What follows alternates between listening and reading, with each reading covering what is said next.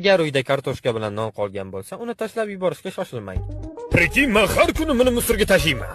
Kartoshkani shunday artib, uni yaxshilab qarab olamiz. E'tibor bering, top-toza bo'lishi shart. Voy, jallod, kartoshkani qanaqa to'g'riyapti bu onasini yepsan. Mana buni qilsa, onam ko'timga pichoqni tiqib oladi. Artib bo'lingan kartoshkalarni qirg'ich yordamida qirg'ichdan o'tkazib olamiz va undan so'ng ularni suvini yaxshilab siqib olamiz. Albatta, har bitta uyda piyoz bo'ladi. Piyoz qayerdan keldi? Menda piyoz yo'q. Piyozni mayda qilib to'g'rab, uni kartoshkaga aralashtirib olamiz.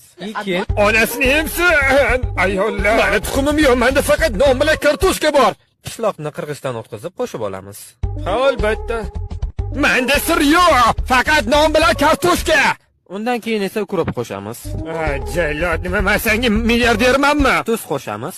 Ha, mayli, bu tuz-ku. Qo'shnilarda bo'lish kerak. Tuz va bir osh qoshiqda smetana.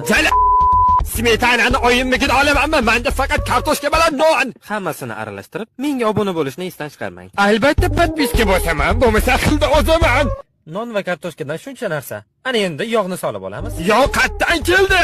Tovog'imizda qizgan yog' ustiga tayyorlagan mahsulotlarimizni qo'yamiz va ularni yaxshilab qizartirib 5-10 daqiqaga qo'yib qo'yamiz. Smetana bilan lekin bomba bo'ldi. Mayli. Bir osh qoshiqda smetana bo'lsa bo'la qolsa. Ata ikkitasi pizdes.